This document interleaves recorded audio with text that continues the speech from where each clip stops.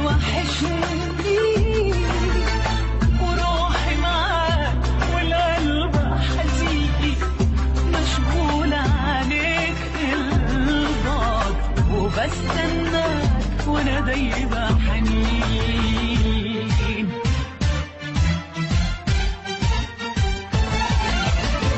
بهواك انا وبدوب انا وعشانك عمري عمري انا. بهواك انا وبدوب انا واليوم بعدت عليا سنة.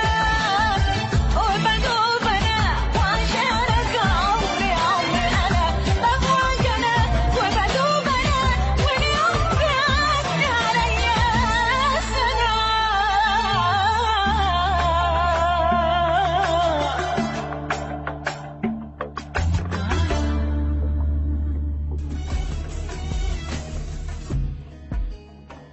شكرا جزيلا لك صلاح الشرنوبي الملحن الكبير من جمهورية مصر العربية.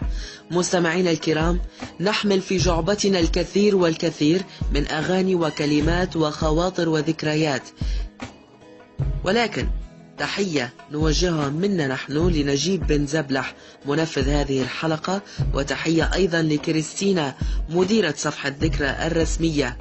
ونحن ما زلنا نكمل مشوارنا الآن، ننتقل إلى ليبيا ونستمع إلى جود قرضاب وخاطر الذكراك ذكرى. نستمع إلى جود ولنعود.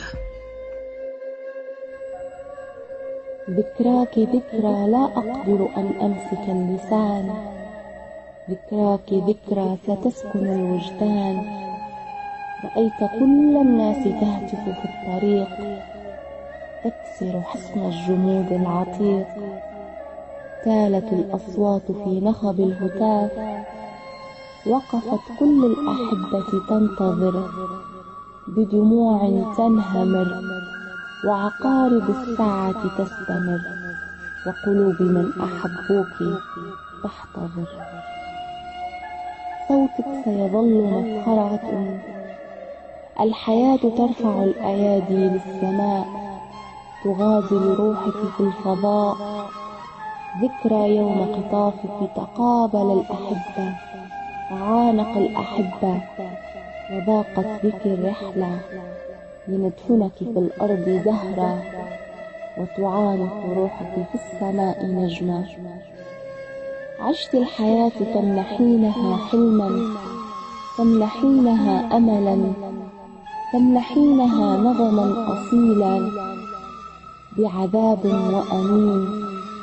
كل الزهور التي ناصفتك دبل شذاها، وكل الأيادي التي صافحتك تلاشى فحواها.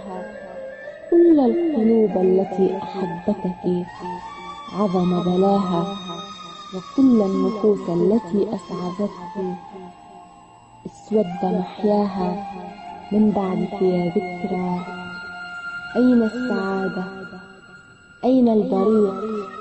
من بعدك يا ذكرى من يحضن الشقيق؟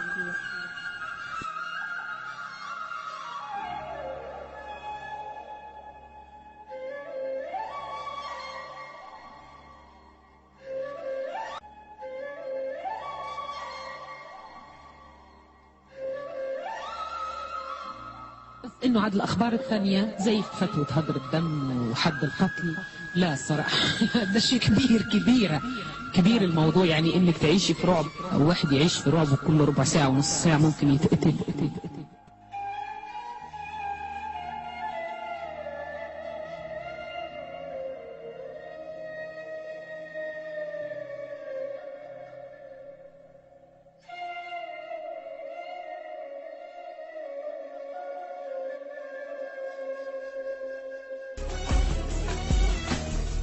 شكرا لك جود على هذه الكلمات الرائعة، فهي مستمرة معنا حتى نهاية الحلقة.